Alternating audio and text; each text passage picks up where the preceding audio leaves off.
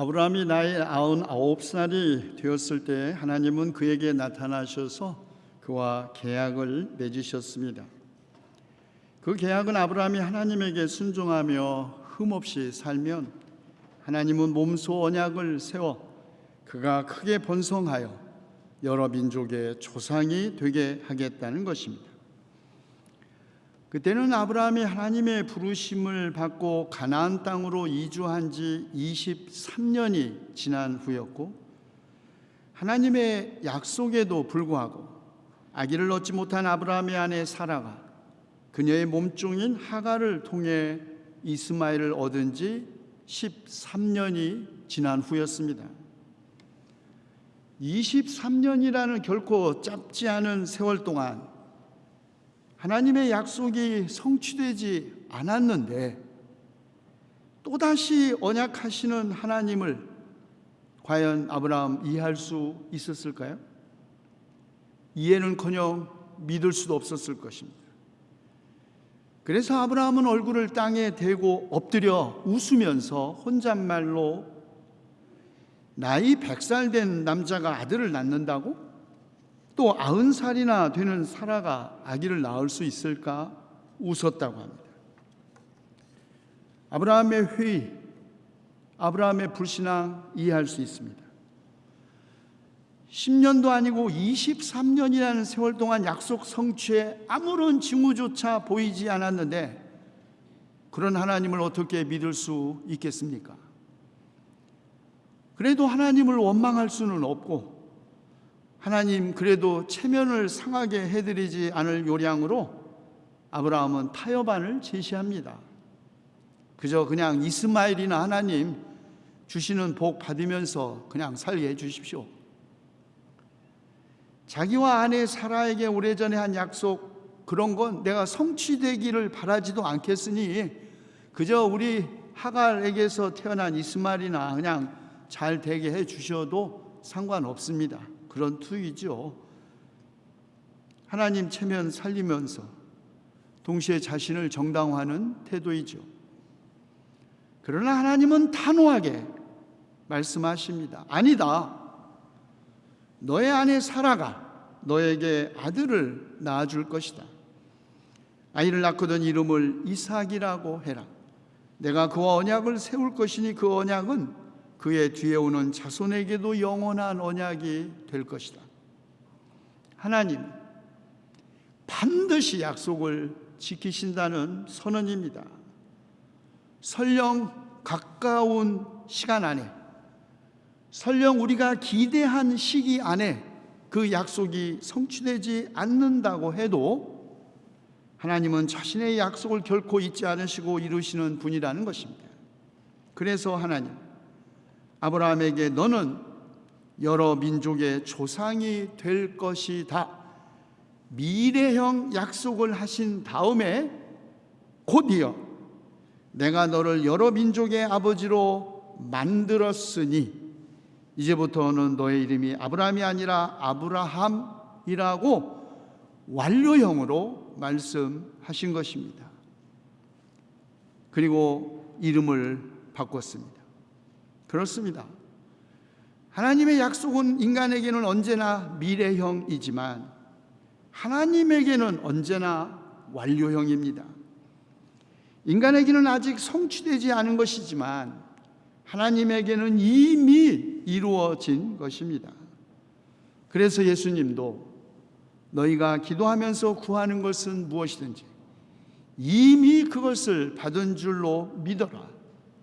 그리하면 너희에게 그대로 이루어질 것이라고 말씀하신 것이죠. 하나님은 자신의 약속을 확신시키기 위하여 아브라함과 사라의 이름을 바꾸셨고 그 표징으로 모두 할례를 받게 하시면서 아직 태어나지 않은 아들의 이름도 주셨습니다. 이름은 그 이름을 준 신 혹은 그 사람과의 관계만이 아니라 그 이름을 가진 사람 자기 자신과의 관계도 규정합니다. 그래서 관계를 변화시키려고 할 때 우리는 흔히 이름을 바꿉니다. 나에게 이름을 준 사람과의 관계 혹은 나에게 이름을 주지 않았지만 예속관계로 그를 만들기 위하여 그의 이름을 의도적으로 바꾸거나 혹은 자기 자신에게 만족하지 않는 사람이 자기 자신의 이름을 바꿈으로써 자기 자신과 새로운 관계를 만들려고 할 때 우리는 이름을 바꿉니다. 다시 말해 계명은, 이름을 바꾼다는 것은 정체성을 변화시키는 것이었습니다. 이름을 바꾼다는 것은 이름을 주는 사람의 기대와 새 이름을 받는 사람의 새로운 정체성을 각인시키는 행위였던 것이죠. 그리고 하나님은 아브라함과 세운 언약을 잘 지키고 그의 자손들도 잘 지켜야 한다는 언약의 표로 할례를 받으라고 명령합니다. 이렇게 언약의 표징을 자기 몸의 상처로 남김으로써 하나님은 언약의 영원함은 물론 자기 백성이 그 언약을 구체적이고 반복적으로 기억하게 하신 것입니다. 사람의 마음은 언제든지 변할 수 있습니다. 어제 간을 빼줄 듯이 오던 사람 내일 배신할 수 있습니다. 몸에 남겨진 흔적은 그러나 사라지지 않으니 그 몸에 남겨진 상처 볼 때마다 하나님의 언약을 기억하고 전승하라는 뜻이죠. 그러나 그 후에 아브라함과 사라 이야기 우리 모두 다 잘 알고 있습니다. 어느 날 한창 더운 대낮에 새 천사가 아브라함에게 나타나 사라가 아들을 낳을 것이라는 이야기를 전할 때 장막 어귀에서 이 말을 듣던 사라 속으로 웃으면서 중얼거립니다.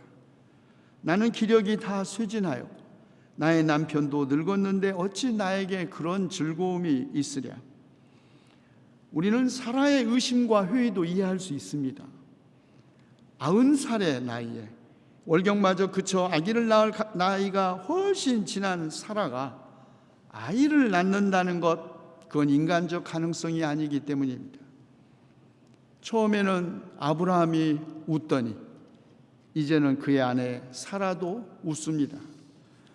아브라함을 비롯해 아브라함의 집안 모든 남자들이 약속의 표징으로 할례를 받았지만 그럼에도 불구하고 하나님의 언약은 현실성도 없고 실현 가능성도 전혀 없어 보였기 때문에 그랬을 것입니다.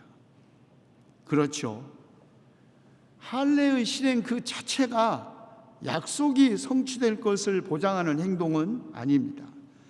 할례는 하나님의 약속을 받아들이고 그 약속이 성취될 것을 믿는다는 다만 하나의 표시일 뿐입니다.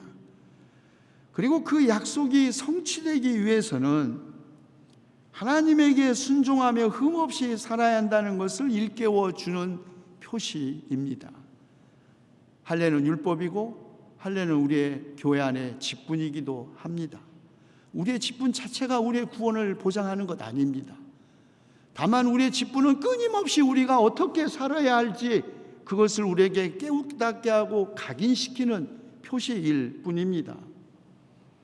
그래서 사도 바울, 아브라함과 그 자손에게 주신 하나님의 약속은 율법으로 말미암은 것이 아니라 믿음의 의로 말미암은 것이라고 말한 것입니다.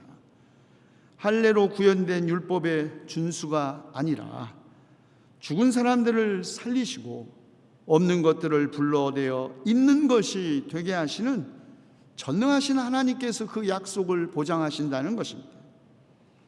할례만 의지했다면 아브라함은 모든 육체적 인간적 가능성이 사라졌을 때 하나님의 언약도 사라졌다고 생각했을 것입니다. 그러나 아브라함 모든 희망이 사라진 때에도 바라면서 믿었기 때문에 그의 나이가 100세가 되어서 자기 몸이 이미 죽은 것이나 다름없고 또한 사라의 태도 죽은 것이나 다름없는 줄 알면서도 믿음이 약해지지 않았기 때문에 하나님은 스스로 약속하신 바를 능히 이루실 것이라고 확신하였기 때문에 마침내 의롭다고 여겨졌고 하나님은 그를 통하여 약속을 성취하셨던 것입니다. 오늘은 우리 한국 교회가 3.1 독립만세운동 102주년 기념 주일로 지키는 날입니다. 모든 역사적 기념일이 그렇지만 이때만 오면 우리는 역사를 돌이켜보고 왜 우리가 일제 식민 지배를 받게 되었는지, 왜 41년 동안이나 그 긴 세월 외세의 통치를 받아야 했고, 그 41년 동안 무슨 일이 일어났는지, 1945년 해방되었지만 지금의 한일 관계는 어떤지, 우리는 과연 진정한 의미에서 독립국가인지 이런저런 질문과 논쟁을 합니다. 그리고 아직도 완전히 해결되지 않은 친일파 논쟁, 독도 영유권 분쟁, 일본 성노예 피해자 문제 등이 남아있고, 이 문제는 여전히 한국 사회를 양극화시키고 국제관계를 어렵게 만들고 있습니다. 그 가운데 오늘의 성경 말씀과 관련하여 생각할 주제 하나, 친일파 문제입니다. 과연 무엇이 친일이고 어디까지가 친일인지부터 소위 적극적 친일, 소극적 친일, 자발적 친일, 강요된 친일 등 그 규범도 다양합니다. 그러나 한 가지 분명한 것은 그들이 모두가 다 처음부터 친일파였던 것은 아니라는 것이죠. 우리가 잘 아는 윤치호, 독립협회 만민공동회의 지도자였고 독립신문 2대 사장이자 신민회 지도자로 적극적으로 일제 통치에 저항했던 그가 점차 소극적 저항으로 마침내 105인 사건 주모자로 체포되었다가 친일 전향을 조건으로 1915년 2월 13일 특사로 출감하면서 매일신보사 기자와 가진 인터뷰에서 이렇게 말했습니다. 우리 조선민족으로서는 어디까지나 일본을 믿고 피아의 구별이 없어질 때까지 힘쓸 필요가 있는 줄 생각합니다. 이후부터는 일본 여러 유지 신사와 교제하여서 일선 민족의 행복되는 일이든지 일선 양민족의 동화에 대한 계획에는 힘이 미치는 대로 몸을 아끼지 않고 힘써볼 생각입니다.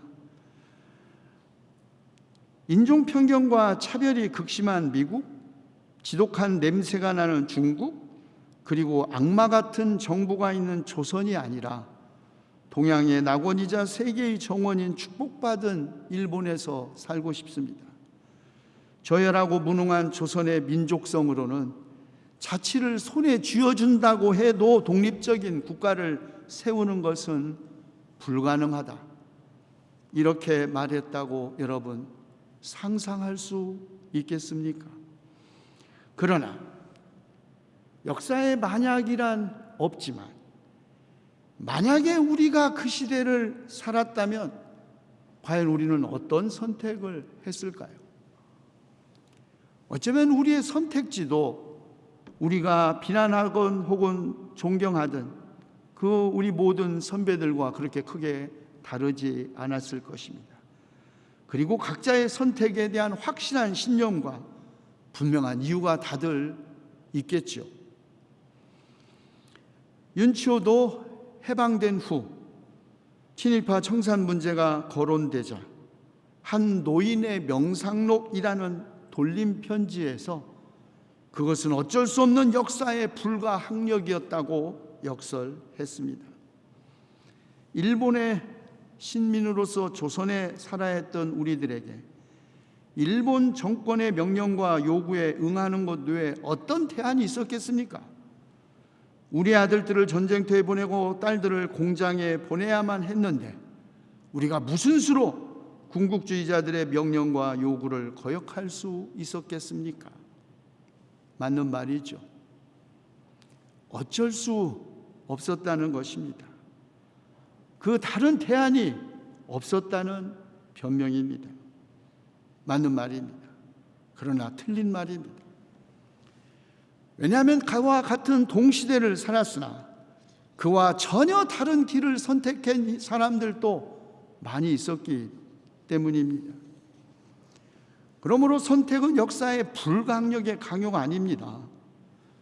윤초는 일제의 식민 통치가 오래 지속될 것이라고 믿었고, 저해라고 무능한 민족성을 가진 한국 사람은 지 손에 자치권을 쥐어주어도 독립국가를 세울 수 없다고 생각했고, 그렇게 갑자기 해방이 올 줄 몰랐다고 항변했습니다.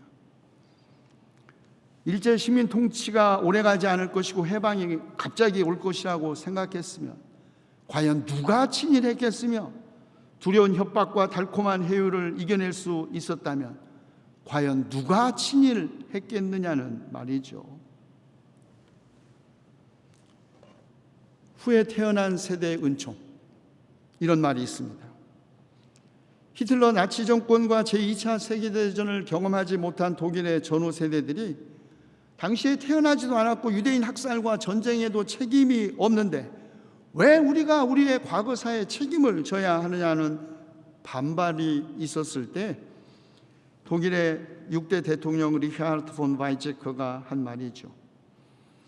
1985년 5월 세계대전 종전 40주년을 기념하는 의회 연설에서 그는 우리 모두는 죄가 있든 없든, 젊었든 나이 들었든 과거를 받아들이고 책임을 져야 한다며, 독일인들은 꾸밈과 왜곡 없이 역사를 진실을 직시해야 한다. 기억하지 않고는 화해도 있을 수 없다. 전쟁 책임이 없는 오늘의 독일 젊은이들은 단지 자신이 독일인이라는 이유만으로 참여할 것을 기대할 수는 없지만, 젊은 세대와 기성세대는 나치의 만행을 기억하는 것이 왜 중요한지 이해하도록 서로 도와야 한다고 강조했습니다. 해묵은 친일파 문제를 재론하려는 것이 아닙니다. 우리가 만약 그 시대를 살았더라면 우리는 과연 어떤 선택을 했을지 자신할 수 없지만, 그렇다고 후세대의 은총을 빗대어 역사를 망각하고 친일파들을 너무 쉽게 용서하는 값싼 은혜를 베풀어서도 안 됩니다. 현재 한일 관계도 마찬가지죠. 미래지향적 한일 관계, 참으로 말은 쉽지만 그것이 얼마나 어려운 일입니까? 반일과 혐한을 서로 극복하고 화해와 협력, 공존과 공영의 관계를 만드는 것은 가까운 시간에 가능한 것처럼 보이지도 않습니다. 희망은 보이지 않습니다. 하나님의 언약을 받은 지 23년이나 지났지만 아직 아들을 얻지 못했고 이제 100살을 바라보는 나이가 된 아브라함과 같은 처지입니다. 베드로도 마찬가지였겠죠.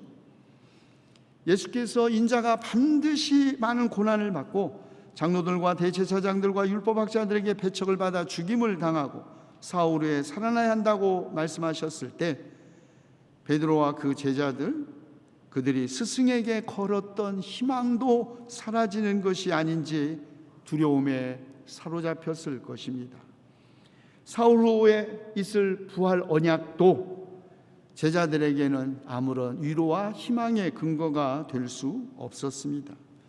왜냐하면 그 전에 그의 스승과 함께 그들이 걸어가야 할 그 십자가 죽음의 길, 그들이 감당해야 할 그 끔찍한 공포와 고난에 대한 적합한 보상이라고 생각될 수 없었기 때문입니다. 그래서 베드로 바싹 예수를 잡아당기고 예수에게 항의했다고 합니다. 베드로는 예수님의 메시아 직위, 새로운 왕으로의 즉위, 권력과 승리로 인도하는 것이라고 그렇게 생각했습니다. 아니, 그래야 한다고 생각했던 것이죠. 그러자 예수님, 사탄아, 내 뒤로 물러가라. 너는 하나님의 일을 생각하지 않고 사람의 일만 생각하는구나 라고 베드로를 꾸짖으십니다. 여기서 꾸짖다라는 단어는 단순히 나무라는 단어가 아닙니다. 마가는 이 단어를 귀신을 쫓아내는 데 주로 사용함으로써 예수님이 베드로를 꾸짖은 사건은 단지 나무라는 것이 아니라 신적인 계시와 악마적인 저항 사이의 투쟁의 결과라는 것을 암시합니다. 그리고 예수께서 베드로를 사탄이라고 부르신 것은 베드로가 진짜 사탄이어서가 아니라 베드로가 사탄이 가졌던 생각, 사탄과 똑같은 생각을 했기 때문입니다. 공생의 처음에 예수님께서 사탄에게 시험을 받으셨죠. 세상의 모든 나라와 그 영광을 보여주면서 그에게 엎드려 절하면 이 모든 것을 너에게 주겠다. 왜냐하면 이 모든 세상의 권력과 영광은 내 것이니까. 그렇습니다. 그런데 자기 제자가 사탄의 것인 세상의 영광과 권력을 예수님에게 기대했기 때문에 예수님은 사탄아 물러가라 말씀하셨던 것이죠. 베드로는 하나님의 일, 십자가의 길이 아니라 사람의 일, 영광의 길만 생각하고 있었기에 꾸짖음을 받은 것입니다. 그리고 예수님은 나를 따라오려고 하는 사람은 자기를 부인하고 자기 십자가를 지고 나를 따라오라. 누구든지 제 목숨을 구하고자 하는 사람은 잃을 것이요 누구든지 나와 복음을 위하여 제 목숨을 잃는 사람은 구할 것이라고 말씀하십니다. 스승인 예수님의 길과 제자의 길이 다를 수 없지요. 스승의 제자에 대한 기대, 제자의 스승에 대한 희망이 다르면 같은 길을 갈 수 없습니다.